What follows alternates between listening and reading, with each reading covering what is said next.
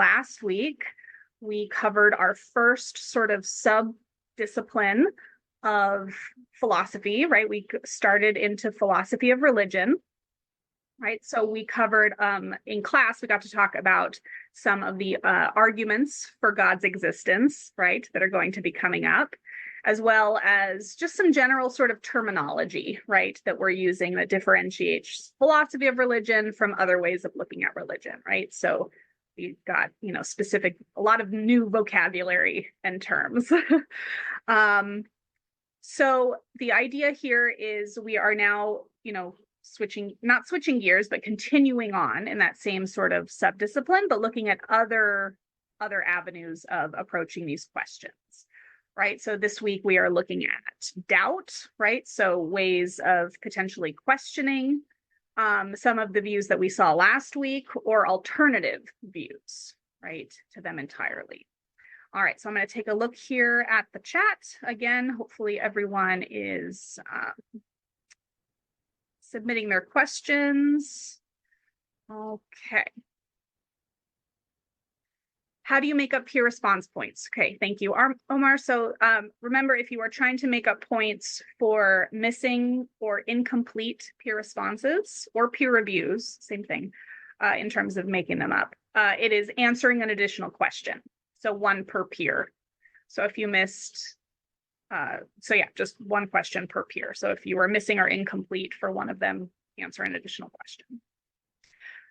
Ava, how do we categorize things as bad? How do we recognize things as bad? Crimes like murder. Okay, good.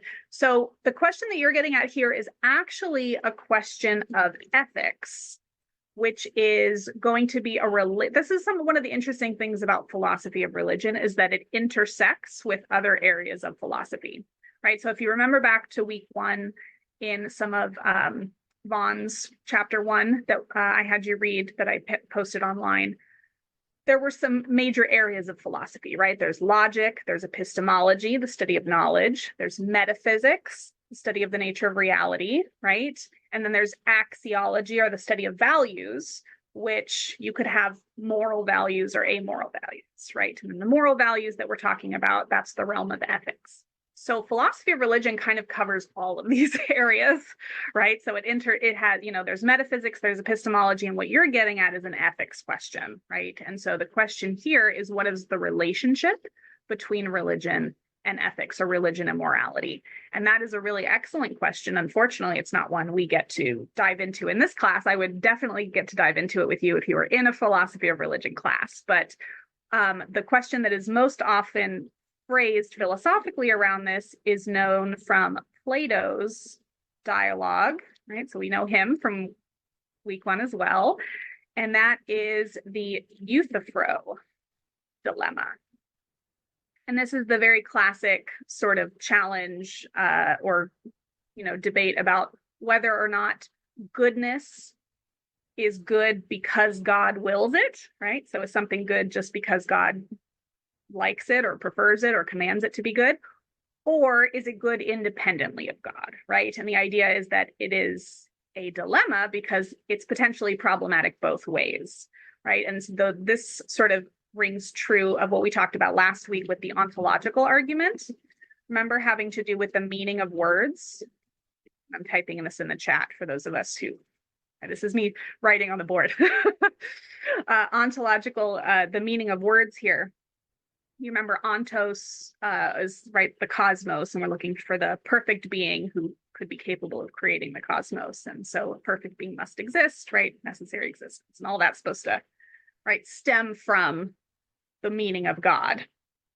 So similarly, we might have a potential worry in that if we can't derive existence from the meaning of the word God, right, that existence should be something new we're learning about a being. It's not inherent in a thing that it exists or not, right? That was Kant's sort of critique. The idea here is that we have the same sort of problem if we say that God is good, right? So if the goodness is contingent upon God, which is what most theists believe, right? Then we have this weird sort of problem like we did with saying God exists. What happens when we say a proposition like God is good? We're not really learning anything new about God. In the same way, right? Existence couldn't be part of the meaning of the word God if it's supposed to tell us something new. It's either one or the other, right? It's either part of the meaning of the subject or it's a predicate and it teaches us something new, right? That's grammatically how it works.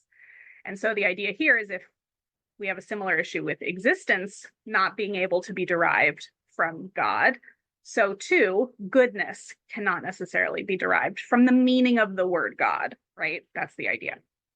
Okay, so what's the alternative in the Euthyphro dilemma?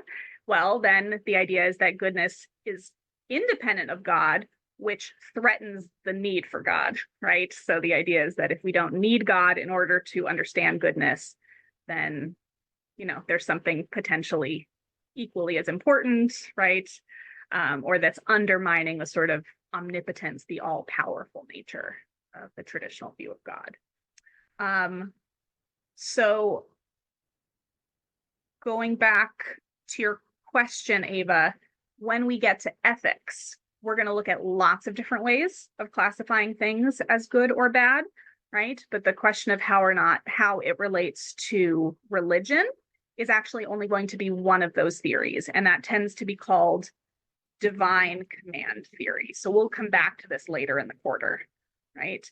But this is any sort of conception of morality which says that goodness comes from God's will. So it's that first horn of the dilemma, in other words. Okay.